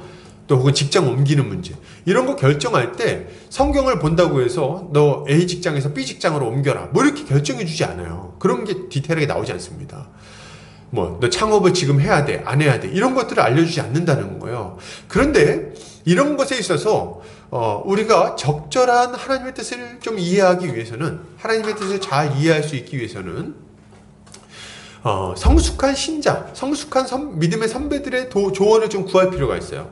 그분들은 이미 경험적으로 어떤 일들을 해봤고 주님께 충성하기 위해서 그런 가운데 우리 주님께서 주시는 지혜를 이미 경험한 사람들입니다. 가진 사람들이요. 그렇기 때문에 그런 이들에게 조언을 구함으로 적절하게 삶의 방향들을 정하는 것은, 어떤 결정들을 하는 것은 지혜로운 일이라고 할 수 있는 거죠. 이것은 하나님의 뜻을 분별하는 또 하나의 중요한 방법이라고 볼 수 있을 것입니다. 자, 뭐 당연한 얘기 한 가지 하고 넘어갈 텐데요. 당연한 얘기 뭡니까? 당연히 조언하는 사람이 이상한 사람이면 안 되겠어요? 그래서 뭐 이상하게 세상적인 원리에 따라서 뭐 이렇게 설명을 한다든지 뭐 이렇게 조언한다면은 굳이 그런 말들에 귀를 기울일 필요는 없을 것 같습니다. 그러나 우리는 이제 딱 보면 알죠. 누가 하나님의 사람인지. 누가 하나님의 사람입니까? 네, 주를 위해서 십자가의 길을 가는 사람이 이제 하나님의 사람이에요. 딱 보면 인격적으로도 이미 성숙해 있고, 그런 어떤 지체들과 잘 상의하면서 결정을 하면 좋겠어요. 자, 좋습니다. 자, 좀 그럼 다음으로 한 걸음 더 넘어가 보도록 하겠습니다. 자, 18절. 그렇다면 이렇게 기회를 사서 이제 살아가려고 하는 자들이 풍성한 열매를 맺기 위해서는 이제 뭐가 필요하냐 할 때 18절은 이렇게 이야기합니다. 같이 읽어보겠습니다. 술 취하지 말라. 이는 방탕한 것이니 오직 성령으로 충만함을 받으라. 이렇게 말하고 있어요. 자, 이게 참 중요한 얘기입니다. 바울은 먼저 술 취하지 말아야 된다고 말하고, 술 취하지 말라. 이는 방탕한 것이니 오직 성령으로 충만함을 받으라. 그러니까 먼저 바울은 술 취하지 말아야 된다고 말하는데, 이걸 보면 우리가 딱 한 가지 알 수 있는 게 있죠. 뭘 알 수 있습니까? 당시에도 굉장히 술 문화가 성행했구나. 이걸 우리가 알 수가 있어요. 실제로 로마 사람들은 굉장히 그 경제적으로 번영했기 때문에 향락을 즐기는 문화를 가지고 있었습니다. 향락에 깊이 절어 있었어요. 그래가지고 먹고 마시는 것으로 하루의 대부분을 소비했다고 합니다. 식민지가 너무 많아가지고 그 식민지에서 들어오는 그 돈으로 거의 하루 종일 먹고 살 수 있었어요. 그래서 얘네들이 일을 굳이 어렵게 할 필요가 없고 즐기고 노는데 굉장히 많은 그 투자를 했다고 합니다. 그래서 실제로 음식도 다양한 음식이 많이 들어왔어요. 그래가지고 먹을 때도 먹고 삼키면 많이 못 먹잖아요. 그래서 이 사람들은 음식을 뱉는 그릇이 따로 있었어요. 그래서 음식을 먹고 나중에 토해내가지고 이제 그걸 뱉어내고 이제 배를 비운 다음에 또 다시 먹고, 이게 이 사람들의 어떤 문화였습니다. 옆으로 비스듬히 누워가지고 이제 계속 먹기만 하는 거예요. 먹고 술 마시고. 사도 바울이 이런 문화를 생각해 볼 때 사도 바울이 술 문제를 다루는 것은 굉장히 당연하다고 볼 수 있습니다. 에베소 지역 같은 경우 특히나 이런 문화가 굉장히 깊이 자리 잡고 있는 문화 아닙니까? 지역 아닙니까? 자, 그러면 왜 술 취하지 말라고 말하는가 할 때 여러분 그 이유는 분명해요. 그것이 이런 술 취하는 것이 세월을 아끼는 것에 전혀 도움이 되지 않기 때문에 그렇습니다. 세월을 아끼면서 살지 못하게 만들기 때문에 술 취하지 말라고 말하는 거예요. 사람들은 술 마시는 사람들이 막 흥분해갖고 소리 지르는 것을 보고 이 알코올을 흥분제라고 착각하기 쉽습니다. 알코올은 흥분제야 이렇게 생각을 합니다. 그래서 막 기분 좋아지려면 술을 마시려고 막 하는 거죠. 근데 이제 20세기 최고의 설교자였던 이 로이 존스 목사님은 이렇게 말했어요. 그분은 이제 목사인 동시에 왕립 의사였어요. 영국 왕립 의사였어요. 근데 이분이 이제 이걸 보면서 양리학적으로 설명을 해주는데 알코올은 양리학적으로 볼 때 흥분제가 아니고 이 진정제 항목에 들어갑니다. 이렇게 설명을 하고 있어요. 그러니까 알코올은 흥분제가 아니라는 거예요. 억제제예요. 도리어 진정시키는 그런 어떤 진정제라는 거죠. 그래가지고 이 술을 마시면요 어떻게 되냐면 이 중추신경이 마비가 됩니다. 뇌가 마비가 되는 거예요. 그래가지고 점점 말이 어눌해지고 생각이 둔해져요. 그래서 사람이 절제가 되지 않는 겁니다. 뇌가 마비되니까 절제가 되지 않는 거예요. 감정이 마구 튀어나옵니다. 그래서 막 어떻게 돼요? 감정이 막 튀어나오니까 감정이 절제가 안 되니까 막 울기도 하고 화를 내기도 하고 웃기도 하고 이게 막 적당한 선에서 되지 않고 막 튀어나오게 되는 거예요. 무절제하게. 그리고 또 균형 감각을 잃어버려서 자기가 원하는 곳으로 움직이지도 못하게 되죠. 그리고 어느 순간 쓰러져 가지고 의식을 잃고 잠들어 버리는 거죠. 알코올은 사람의 안에 숨겨져 있던 죄성을 폭발시키는 역할을 합니다. 왜냐하면 여러분 우리는 다 죄성을 가지고 있어요. 근데 이 죄성을 우리의 이성이 딱 억누릅니다. 이성이 이걸 딱 잡아주는 거예요. 그래서 어떤 일정 수준 이상으로는 이상한 행동을 하지 못하도록 막아주는 감정이 과잉이 되지 않도록 막아주기도 하고, 또 혹은 말을 함부로 하지 못하도록 막아주기도 하고, 또 행동도 함부로 하지 못하도록, 우리 안에 있는 그 죄성들이 막 튀어나오지 못하도록 우리의 이성이 이걸 딱 막아주고 있는데, 술을 마시면 어떻게 됩니까? 술을 마시면 이 막아주는 이성이 마비가 돼버려요. 그래가지고 우리 안에 있는 온갖 종류의 음란함, 더러움, 추악함, 이 폭력성 이런 것들이 여과없이 튀어나오게 되는 겁니다. 그러니까 온갖 종류의 죄를 더 많이 짓게 되는 거예요. 술 마시는 게 죄냐 아니냐 물어보지 마세요. 술 마셔보시면 모릅니까? 술이 어떤 역할을 하는지? 그래서 뭐 저는 술 마시는 것 때문에 막 그거 자체를 가지고 막 정죄하고 싶은 마음은 별로 없어요. 근데 뭐 술 한 잔 마시는 거 가지고 뭐 우리 지옥 가느냐? 저는 안 간다고 생각합니다. 이거 녹화되는군요. 근데 저는 그렇게 생각하지는 않아요. 근데 술 마시는 것이 유익하냐 했을 때 전 전혀 유익하지 않다고 말씀드리겠어요. 전혀 유익하지 않아요. 왜냐하면 술은 이 우리의 이성을 마비시켜서 우리가 정교하게 생각하고 판단하고 세월을 아끼는데 전혀 도움이 되지 않기 때문에 그렇습니다. 그래서 여러분 우리는 술 취하지 않아야 되는 거예요. 이렇게 술이 취해가지고 막 정신없이 막 살아가면서 막 휘청휘청거리면서 이렇게 다니는 사람들이 세월을 아낄 수 있습니까? 그게 가능할까요? 가능하지 않은 거예요. 그 너무 당연한 얘기를 하는 겁니다. 술 취한 사람이 운전을 잘할 수 있을까요? 집까지 잘 돌아갈 수 있겠습니까? 안 됩니다. 당연히 안 되는 거예요. 마찬가지로 술이 취한 상태에서는 우리 인생을 잘 운전할 수 없다는 것을 여러분 우리가 기억할 필요가 있는 거예요.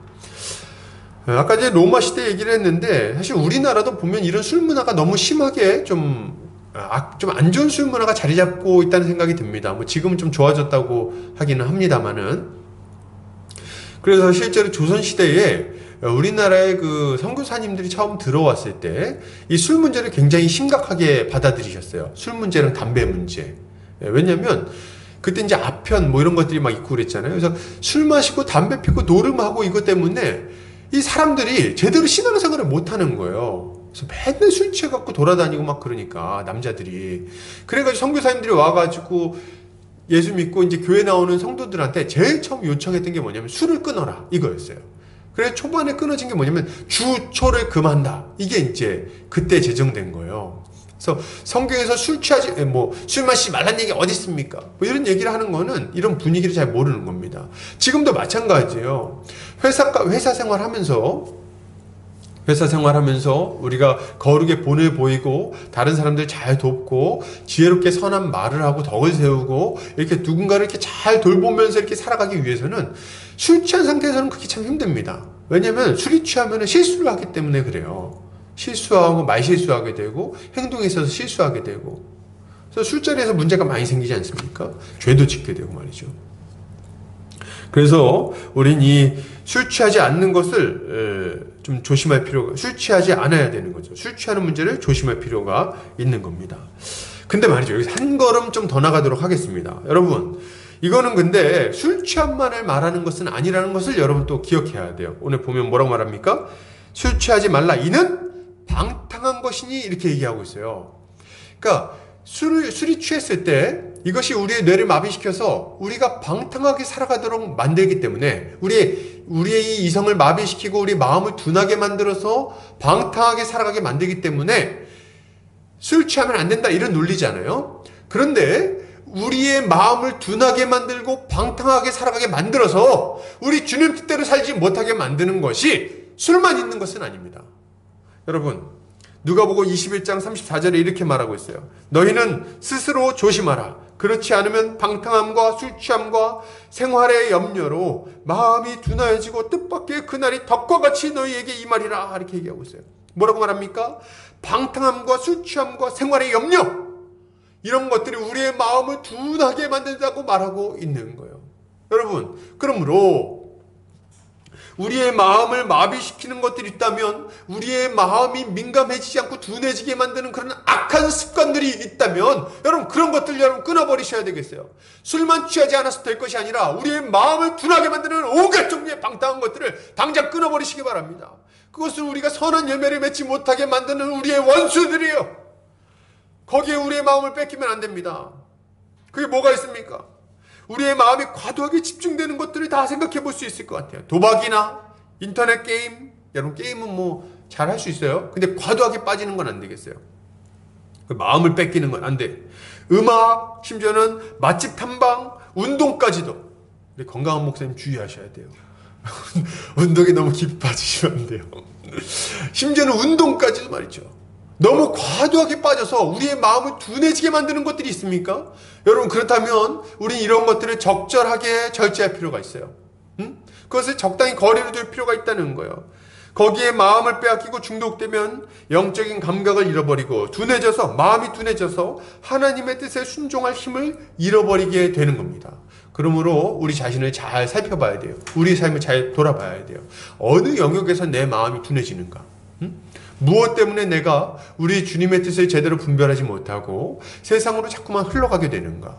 그 영역이 무엇인지를 잘 살펴보고 그것을 끊어내기 위해서 애써야 될 것입니다. 자, 동시에 우리가 해야 될 일이 있습니다. 자, 이제 우리가 술 취하지 않으면 끝입니까? 아니요. 술 취하지 않는 것이 끝이 아닙니다. 이제 우리 술 취하지 않았으니까 다른 것으로 좀 취할 필요가 있어요. 뭡니까? 바로 성령으로 취해야 되는 거죠. 18절 뒤에 뭐라고 말합니까? 술 취하지 말라, 이는 방탕한 것이 오직 성령으로 충만함을 받으라, 이렇게 얘기하고 있어요. 여러분, 술 취하는 거하고 성령으로 충만해지는 거하고 비교한다는 것은 굉장히 좀 재밌는 표현이라고 생각이 됩니다. 재밌는 대조라고 생각이 됩니다. 왜냐하면 실제로 술 취하는 거하고 성령 충만해지는 거하고 좀 비슷한 반응이 보이기 때문에 그래요. 너무 좀 비슷해. 그래가지고 일단 기쁨과 즐거움이 가득해집니다. 기쁨과 즐거움이 가득해져. 그리고 모든 일에 긍정적으로 변하고 특별한 열정과 감정의 흥분 상태를 보이게 됩니다. 이게 그 술 취하는 거하고 성령 충만하고 비슷한 어떤 모습인 거예요. 근데 말이죠, 차이점이 있어요. 어떤 차이가 있냐?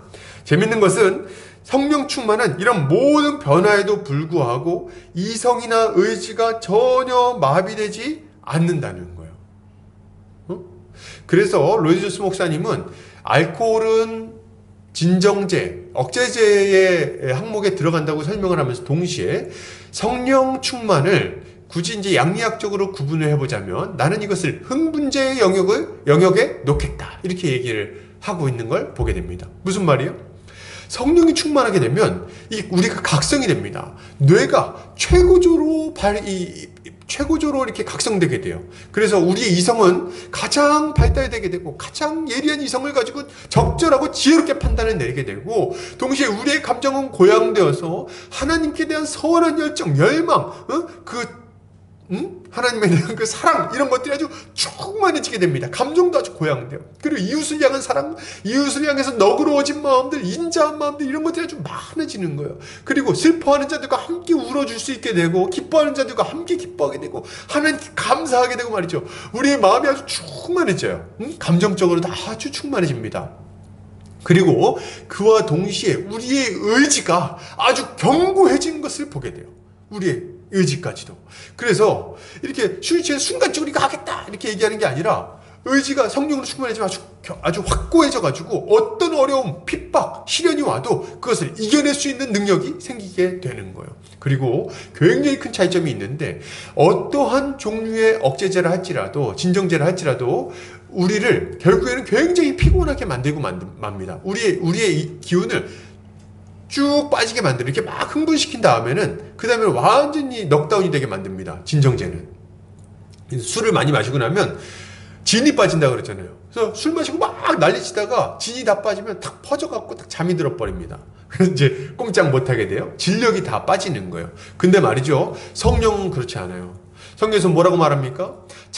어린아이와 장정이라 할지라도 지쳐서 넘어지지만 소년이라 할지라도 넘어지겠지만 여호와를 앙망하는 자는 독수리 날개침같이 올라갈 것이라고 말하고 있어요. 실제로 성령이 충만해지면 그 안에 감당할 수 없을 만한 충만한 능력이 생겨나게 됩니다. 우리가 멀쩡하니 그냥 살아가고 있을 때는 전혀 감당하지 못했던 일들, 감히 할 엄두도 내지 못했던 일들, 그런 일들이 집중력을 가지고 해내게 되고 그리고 그 일을 아주 힘있게 해내게 돼요. 심지어는 우리 몸이 상하는 지경까지 와도 그것을 해낼 수 있는 능력이 우리 안에 주어지게 된다는 거예요. 이게 성령 충만의 효과인 거죠. 그래서 결국에는 목표한 바를 이루게 되는 거예요. 이런 걸 생각해 볼 때 여러분 우리는 술 취하지 말고 오직 성령으로 충만함을 받아야 되겠습니다. 여러분 성령으로 충만함을 받으시기 바랍니다. 여기에 완전히 잠겨버려야 돼요. 성령에 취해야 돼요. 완전히 잠겨서 다른 걸 생각하지도 못할 지경으로 깊이 잠겨서 그것에만 영향을 받는 상태가 돼야 됩니다. 술에 취해갖고 술에 완전히 젖들어서 술의 영향을 완전히 사로잡혀 있는 사람처럼 우리는 성령에 완전히 잠겨서 성령의 영향 아래서 살아가야 되는 거죠. 그래서 우리는 이 성령 충만을 계속해서 구할 필요가 있는 거예요. 여기서 한 걸음만 더 나가겠습니다. 성령 충만을 받으라고 할 때 이때 사용되는 동사는 플레루스테라는 단어를 사용하고 있어요. 이것은 문법적으로 보면 명령법입니다. 뭘 말하려고 하는 걸까요? 성령 충만은 받아도 되고 안 받아도 되고 하는 선택사항이 아니라는 거예요, 여러분. 성경은 우리에게 아주 강력하게 명령하고 있습니다. 뭐라고요? 술 취하지 마라! 이는 방탕한 것이니 오직 성령으로 충만함을 받아라! 이렇게 명령하고 있다는 거예요. 그러니까 우리는 성령 충만을 받기 위해서 애쓸 필요가 있어요. 우리 주님의 은혜를 구하고 하나님의 말씀을 살펴보고 그리고 기도하면서 우리 안에 성령으로 충만해지기를 구해야 됩니다. 이게 우리에게 필요한 거예요. 또한 이 성령 충만을 받으라 할 때 이 사용되는 동사는 이 복수형으로 사용됩니다. 이거 무슨 의미를 가지고 있어요? 복수형이라는 게 개인에게 준 명령이 아니라는 거예요. 개인에게 준 명령이 아니다. 무슨 말입니까? 우리 교회 안에 몇몇 특별한 사람들만 성령 충만을 받아서 될 문제가 아니라는 겁니다. 누가 받아야 되겠어요? 온 성도들이, 모든 성도들이, 온 교회가 성령으로 충만해지는 것이 반드시 필요하다는 얘기를 하고 있는 거예요. 우리 모두가 성령으로 충만해질 때 비로소 우리는 서로를 권면하며 사랑과 선행을 격려하고 그러면서 함께 좋은 열매들을 맺혀나갈 수 있다는 겁니다. 그래서 우리가 이 일에 힘써야 되는 거예요. 또한 이것은 현재 완료형으로 기록되어 있어요. 현재 완료형. 이건 무슨 의미냐면 과거에 단회적으로 일어난 사건이 아니라는 것을 의미하는 겁니다. 과거에 한번 딱 일어나고 나서 그 다음부터 이제 성령 충만 받았으니까 됐어. 이렇게 얘기할 문제가 아니라는 거예요. 어떻게 해야 됩니까? 성령 충만을 받았다면 지금도 계속해서 이 성령 충만을 반복해서 받아야 된다는 것을 의미하고 있는 거예요. 여러분 우리는 성령 충만했다가도 어느 순간 이 성령 충만을 잃어버리기도 합니다. 언제요? 뭐 세상에서만 이렇게 살다 보면 어느 순간인가 또 세상 때에 지들어가지고 또 죄 짓고 막 이렇게 하면은 또 성령 충만한 상태가 이제 사라지기도 하는 거예요. 그런데 다시 그렇게 되면 또 이제 막 두려워하고 염려하고 또 이 어리버리하면서 세상 쫓아서 막 또 이렇게 살아가고 막 하는 거 아닙니까? 우린 이렇게 되지 않기 위해서 날마다 성령 충만을 구해야 되는 거예요. 날마다 우리 주께서 우리에게 성령을 충만하게 부어주시는 걸 강구해서 우리의 마음이 고양되고 다시금 우리 주를 향해서 열정을 가지고 의지를 다해서 살아갈 수 있도록 계속해서 성령 충만을 구해야 되는 거죠. 누가요? 우리 모든 성도들이 이 일에 힘써야 되는 겁니다. 이렇게 하는 우리 성도님들 되시기를 주의 이름으로 축복합니다. 자, 마지막으로 좀 살펴보겠습니다. 자, 그렇다면 성령이 충만하다면 이 성령 충만한 자는 이제 어떤 삶을 살기 위해서 힘써야 됩니까? 이제 그 다음에 이제 그 이야기가 나오는 거죠. 19절, 20절, 21절.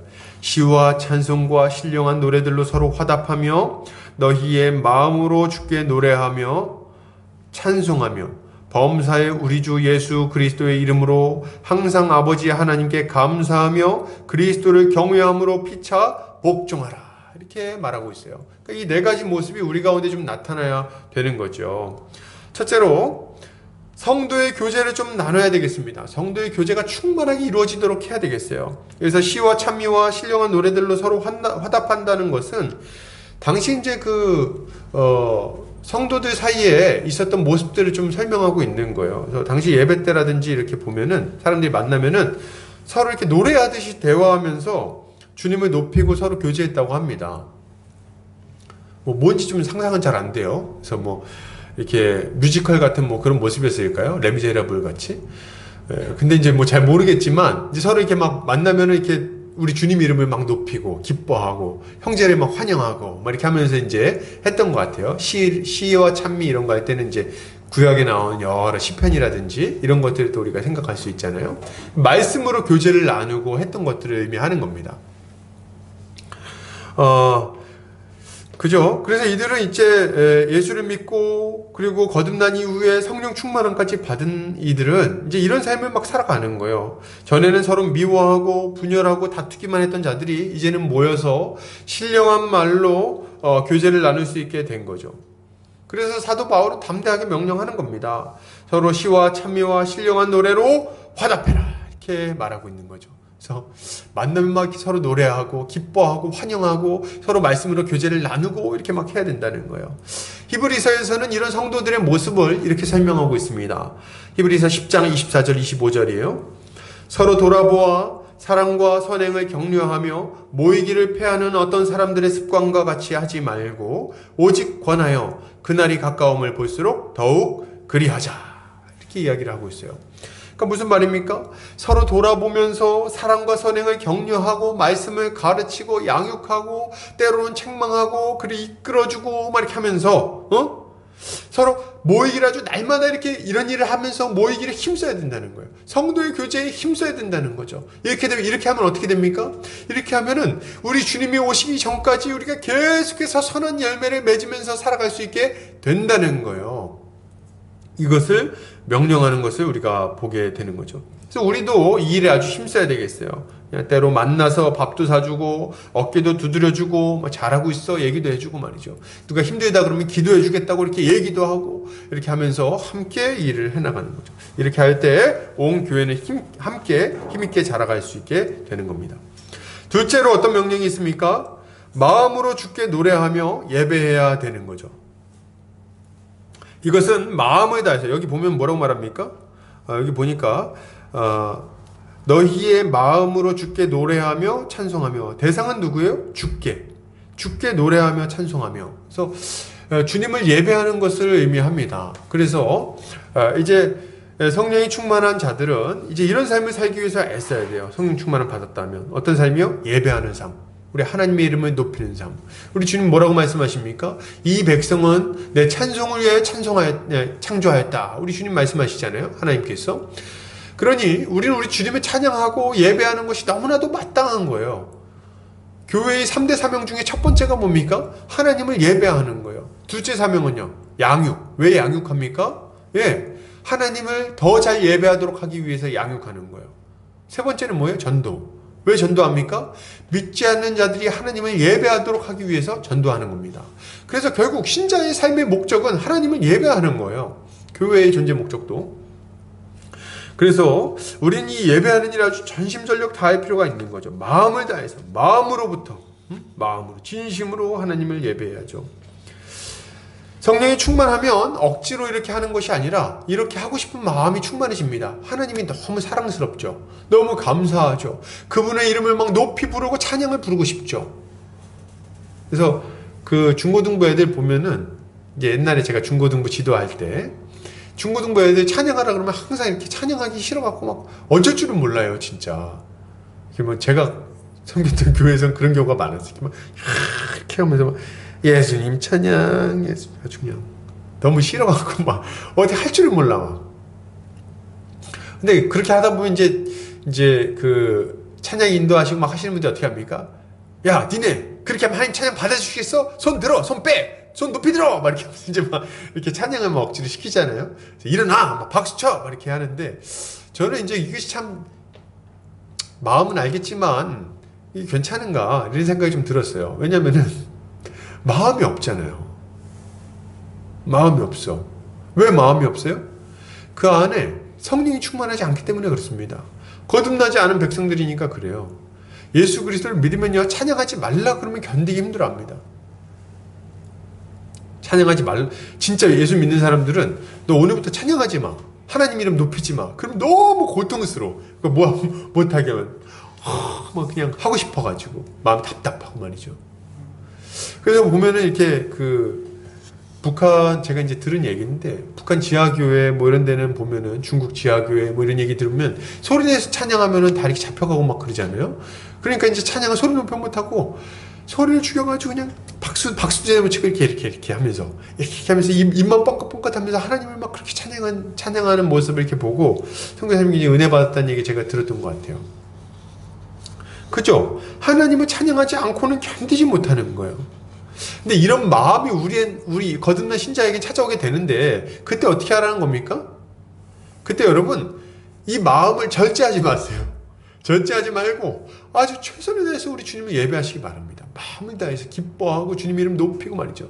찬송가 부를 때 말이게 딴청 부리지 말고 찬양 같이 부르고 말이죠. 아주 마음을 다해서 이렇게 하는 것이 우리의 그 두 번째 가져야 되는 모습이겠죠.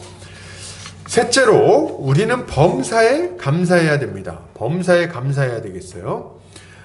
범사에 우리 주 예수 그리스도의 이름으로 항상 아버지 하나님께 감사하며 이렇게 얘기하고 있는데 여기서 범사에 감사라는 말을 아무 거에나 그냥 다 감사해라 뭐 이런 말로 이해하는 경우가 많이 있는 것 같아요. 그래서 근데 여러분 이 말은 불행한 일이 생기거나 혹은 악한 일이 생겼을 때도 무작정 감사하라는 말이 아니라는 것은 여러분 좀 알아야 돼요. 그런 말은 아니에요. 이 말을 기계적으로 이해하면 안 됩니다. 병에 걸리거나 사고에 나거나 집안에 안 좋은 일이 생기는 것은 그 자체로는 감사의 제목이 될 수가 없어요. 그런 걸 가지고 감사하는 것은 하나님의 이름을 모독하는 일이 될 수 있어요. 오히려 하나님의 그 선하심을 제대로 이해하지 못하는 겁니다. 우리의 감사는 그럼 뭡니까? 우리에게 어려움이 찾아왔을 때 그건 감사하지 못하는 겁니까? 아니, 그건 또 아니에요. 우리 뭐 때문에 감사하는 거죠? 우리가 감사하는 이유는 주 예수 그리스도의 이름으로 감사하는 거예요. 아버지 되신 하나님께. 그러니까 우리가 감사하는 것은 악한 일, 안 좋은 일 그 자체를 가지고 감사하는 게 아니라 예수 그리스도의 선하심과 하나님 아버지의 섭리를 기초로 감사하는 거예요. 하나님께서 우리 인생 전체를 돌보고 계시며 적절하게 인도해 주시고 우리를 악에서 건져 주실 것임을 믿는 믿음으로 지금 현재 우리에게 찾아오고 있는 이 고난과 어려움 여러 가지 악한 일들이 지금 당장 굉장히 고통스럽지만 우리 하나님이 우리를 절대로 내버려 두지 않으시고 거기서부터 건져 주실 거라는 믿음을 가지고 감사하는 거예요. 그런 감사지 갑자기 배우자가 바람을 폈는데 감사합니다. 그거 이상하잖아요. 그건 죄에 대해서 감사하는 게 어디 있습니까? 혹은 이렇게 병에 걸렸는데 감사합니다. 그것도 좀 이게 적절하지 않다는 생각이 듭니다. 이건 절반의 어떤 진리? 이 정도로 설명을 할 수밖에 없을 것 같아요. 우리가 하나님의 선하신 뜻과 돌보심을 믿기 때문에 우리는 고난 중에도 감사할 수 있는 것이지 고난 자체를 감사하는 것은 아닌 거예요. 이것을 생각할 때 기도가 얼마나 중요한지를 우리는 좀 생각해 볼 수 있습니다. 기도에 대해서 좀 생각해 볼 수 있어요. 우리는 범사에 기도함으로 범사에 감사할 수 있는 거예요. 그렇기 때문에 우리 인생에는 여러 가지 심란한 일들이 찾아오게 마련입니다. 재정적인 문제와 가정의 문제와 자녀 양육의 문제와 직장의 문제가 우리를 찾아옵니다. 주를 위해 충성하는 사람들에게도 사단의 핍박과 공격이 계속해서 찾아오게 되어 있어요. 사도들을 좀 보세요. 얼마나 많은 핍박을 당합니까? 감옥에도 많이 갇히고 매질도 많이 당하지 않습니까? 비난도 많이 당하고. 그런데 여러분, 기도는 이런 어려운 순간에도 우리 하나님을 더 신뢰하게 만들어주고 또 심지어는 감사하게까지 만들어줍니다. 감옥 속에서도 감사할 수 있게 해줘요. 왜요? 전능하신 하나님이 우리를 돌아보심을 기도를 통해서 확신할 수 있게 되기 때문에 그렇습니다. 그리고 우리에게 찾아온 이 고난을 하나님의 섭리 안에서 이해하고 하나님께서 최선의 길로 인도하고 있다는 믿음이 생기기 때문에 감사하게 돼요. 그리고 여기에 더해서 실제로 하나님께서 이 문제들을 해결해 주시는 것을 경험하게 되기 때문에 우리는 감사하게 되는 거예요. 여러분, 그러므로 우리는 범사에 하나님께 기도해야 됩니다. 범사에 기도한다는 것은 하나님께서 우리의 인생 전반을 책임지고 계시다는 것을 인정하는 거예요. 이걸 믿음으로써 우리의 범사를 하나님께 맡겨드리는 마음으로 기도하는 겁니다. 그리고 이렇게 범사에 기도하는 자들만이 범사에 감사할 수 있는 거예요. 이것이 신자가 가져야 되는 마땅한 모습인 거죠. 넷째로, 그리스도를 경외함으로 피차 복종해야 합니다. 이것은 성도가 서로 사랑하고 섬기는 상태를 잘 표현하고 있는 말이라고 할 수 있겠어요. 그래서 서로 그리스도를 경외함으로 피차 복종하라. 피차 복종하라. 그러니까 서로 사랑으로 복종하라는 얘기를 하고 있는 거예요. 예수 그리스도 안에서 형제 자매가 된 자들은 서로 종노릇하면서 섬겨야 된다는 말을 하고 있는 거죠. 복종이라는 표현이 참 언뜻 듣기에 좀 거북스러운 표현이기도 합니다. 복종해라. 어떨 때 사용되는 표현입니까? 복종이라는 단어는 종이나 하인들 혹은 노예에게 사용되는 단어예요. 그죠? 복종. 그래서 복종한다는 것은 나는 예전 같아서는 절대로 받아들이기 좀 힘든 말이에요. 왜냐면은 나는 또 내 나름대로 잘났다고 생각하는데 나보다 못났다고 생각하는 사람들한테 우리가 복종해야 될 이유가 뭐가 있습니까? 그 사람이 나한테 복종해야지. 그래서 그 사람이 나를 위해서 일해야죠. 왜요? 내가 더 잘났으니까. 내 말 들어야지. 근데 말이죠. 지금 여기서 뭐라고 말합니까? 그리스도를 경외함으로 피차 복종하라고 말하고 있어요. 이건 무슨 말이냐면 예수 그리스도 안에서 한 몸 한 가족이 되었으므로 서로를 그리스도를 섬기듯이 그리스도를 대하듯이 그리스도의 종로로 타듯이 우리가 그를 섬겨야 된다는 것을 이야기하고 있는 겁니다. 실제로 우리가 예수 그리스도를 믿으면 우리 마음이 겸손해집니다. 그리고 예수 그리스도를 따라서 섬기게 되어 있어요. 그분은 마음이 겸손하고 온유하다 그랬어요. 그래서 예수 믿는 자들이 겸손하고 온유한 마음이 생기기 때문에 기꺼이 이웃을 사랑으로 섬길 수 있게 됩니다. 근데 이런 마음이 있는데 이미 충분히 섬길 마음이 있어. 겸손한 마음이 있어. 근데 여기에 더해서 우리가 섬기는 대상이 누굽니까? 형제 자매야. 내 가족이야. 그러니까 얼마든지 더 섬길 수가 있게 되는 거예요. 한 몸 한 가족이 되었으니까. 그래서 이건 전혀 어려운 일이 아닌 거죠. 이렇게 얘가 적절할지 모르겠는데 저희 아들이 이제 굉장히 어립니다. 저보다 이렇게 지혜가 부족하고 저보다 지식이 부족하고 아직 좀 키도 작고 말이죠. 아직 힘도 없어요. 근데 보면 제가 늘 아들에게 복종하는 걸 보게 돼요. 그래서 보면 근데 아들이 이렇게 밥 먹을 때 딱 앉아가지고 얘기합니다. 반찬 딱. 그럼 이제 반찬을 딱 입에다 넣어주고 밥! 그럼 밥을 딱 넣어주고 평소엔 혼자 잘 먹지만 때때로 이렇게 해체 부리면서 이상한 행동을 할 때가 있죠. 완전히 그냥 상전 덩어리예요. 상전 덩어리. 근데 그렇게 할 때 어떻게 합니까? 복종하죠. 피차 복종하는. 어떻습니까? 얘가 좀 적절하지 않은가요? 아무튼 간에 피차 복종해야 된다. 피차 복종해야 된다. 우리 주님은 우리에게 이런 복종의 섬김의 모범이 되어 주셨어요. 요한복음 13장 14절 15절 한번 보겠습니다. 이렇게 말합니다. 내가 주와 또는 선생이 되어 너희 발을 씻었으니 너희도 서로 발을 씻어주는 것이 옳으니라. 내가 너희에게 행한 것 같이 너희도 행하게 하려 하여 본을 보였노라. 이렇게 말하고 있어요. 예, 여러분, 우리 주님이 우리에게 먼저 모범을 보여주셨어요. 어떻게 해요? 친히 제자들의 발을 씻어주심으로, 이때 당시에 발 씻는 것은 노예들이나 종들이 하는 일이었거든요. 근데 우리 주님이 친히 무릎 꿇고 수건을 허리에 동이시고 대야를 가져다가 제자들의 발을 다 닦아주십니다. 예, 이렇게 제자들을 섬기는 모습을 보여주시고 나서 뭐라고 명령하십니까? 너희도 이와 같이 해라. 이렇게 명령하고 있으신 거예요. 그러니 우리가 우리 형제 자매들을 섬기기 위해서 피차 복종하는 것이 얼마나 당연한 일입니까? 여러분, 형제 자매를 사랑하는 마음으로 복종하고 섬겨야 되겠습니다. 이것이 우리 주님을 믿고 성령 충만 받은 자들이 애써야 할 네 가지 모습이라고 할 수 있는 거예요. 결론을 드리겠습니다. 여러분, 우리 세월을 아낍시다. 선한 일을 할 기회를 삽시다. 우리 인생을 아주 적극적으로 우리 하나님께 좀 투자합시다. 이것을 위해서 여러분, 우리는 성령의 충만함을 좀 받아야 되겠어요. 술 취하지 않아야 됩니다. 술 취하지 마십시오, 여러분. 술 취하지 말고 방탕함에 빠지지 말고 오직 성령으로 충만함을 받으시기 바랍니다. 성령으로 충만함을 받아서 우리 주님이 기뻐하시는 대로 형제자매들과 서로 교제하고 또 하나님을 예배하며 하나님께 감사로 기도 올려드리고, 그리고 형제자매에게 또 순종하는, 형제자매를 섬기는 그런 삶의 모습을 살아내는 우리 모든 성도님들 되시기를 주님의 이름으로 축복합니다. 한 주간 그런 삶은 우리 삶을 살아가는 성도님 되시기 바라면서 같이 기도하도록 하겠습니다.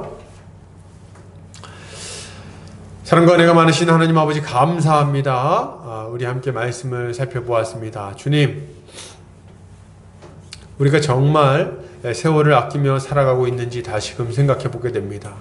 우리의 짧은 인생, 정말 허랑방탕 쓸데없는 일들의 마음을 뺏겨서 낭비하고 있는 것은 아닌지 다시금 생각해 봅니다.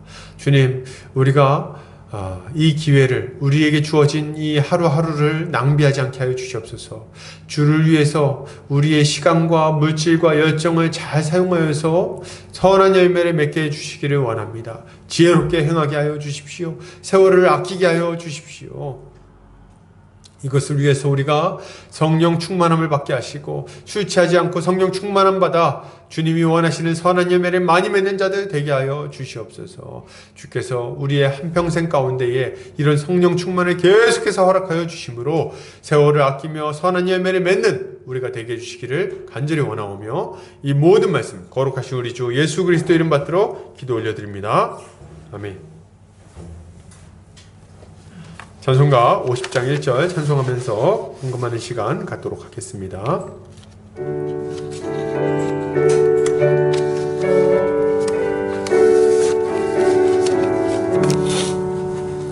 내게 있는 모든 것을 아낌없이 드리네.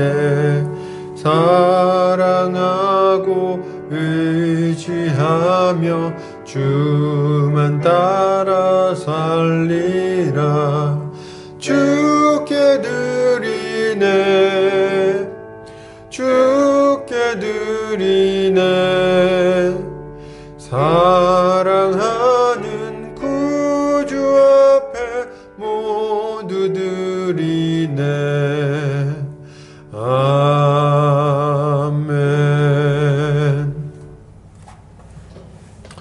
기도합니다.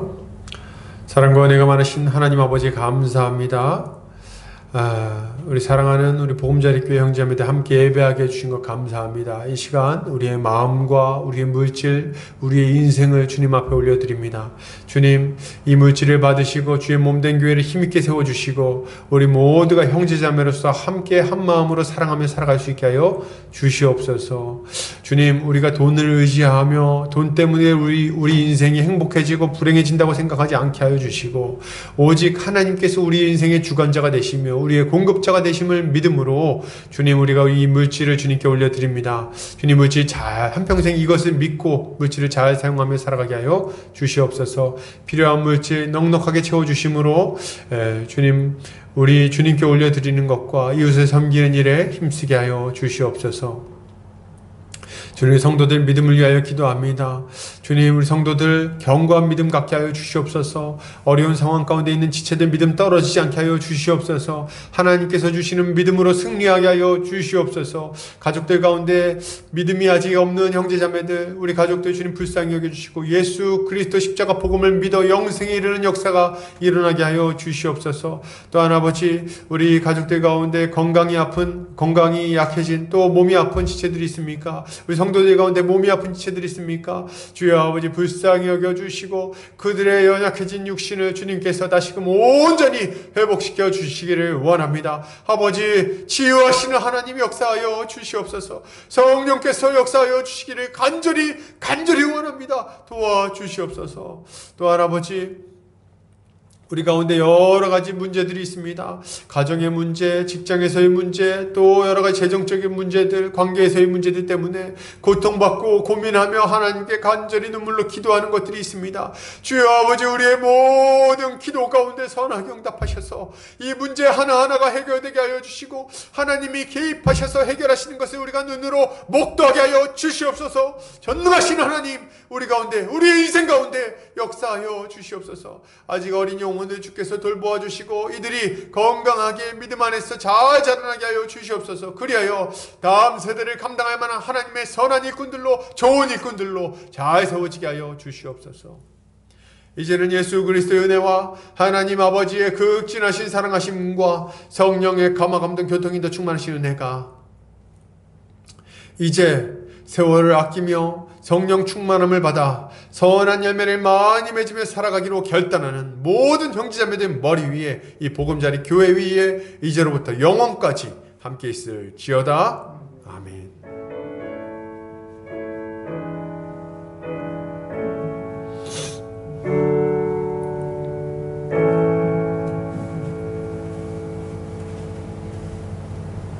예배를 마쳤습니다.